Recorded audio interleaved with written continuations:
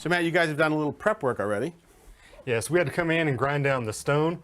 You can see how the stone sticks out. Yeah. It's not even. Had to grind that down so the insert will slide in flush. Okay, I see an electrical outlet in the back corner there. Yeah, we had to get 110 in there for the convection fan. All right, what's this pipe doing here?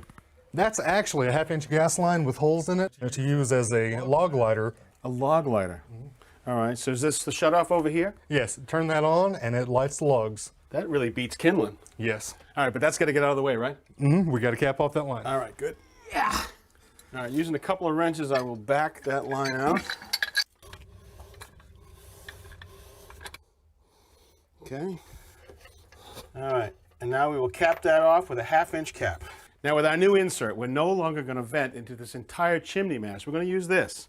It's a 6-inch stainless steel vent. This is going to run about 25 feet up through the top of our chimney.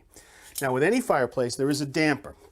You can see it right up in there. Now this damper is designed to be able to be opened or closed when the fireplace is on or off so the heat doesn't go up through the chimney. But it's in our way. We can't run this vent pipe and it's no longer necessary. So that's got to go. This damper was actually welded in place when the fireplace was first built. So this is really the best way to get rid of it. So even with our damper and frame removed, we still don't have the space we need for our vent pipes. So these bricks right here have to go. And the bricks come out with a chisel and a sledgehammer. Anything that works. So now we got to think about getting our liner down the chimney. It's actually a 2-part liner. The inner portion is made out of stainless steel, and that's going to carry the flue products. This will attach right onto the top of our insert.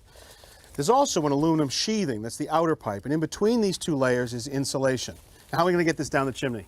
I'm going to attach a pulling cone to the end of the liner, attach a rope to the pulling cone, drop it down the chimney, then work the pipe from there. Now we're going to pull the liner right down the chimney.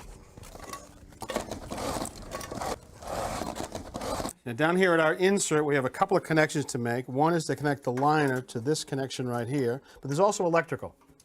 Yes, and the electric can connect to either side. For us, we're going on the right side because that's where the electric is in the firebox. Good.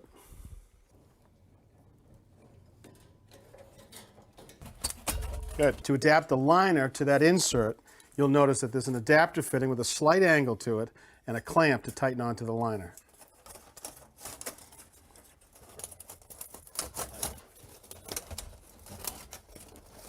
All right, we just tighten it up with a nut driver, tighten up this breeze clamp.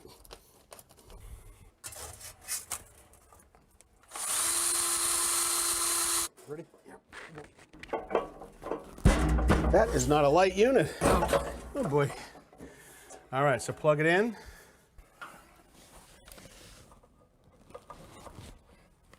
Okay, just work your side in. I'll go. Okay, and we're centered. Good. All right, so we just got to make up that final flue connection. At the top of the chimney, there's a finished cap that needs to attach to the liner. For that, Matt, it has to cut off the excess liner. Before putting on the cap, we want to make sure we apply high temperature silicone to the flue tile.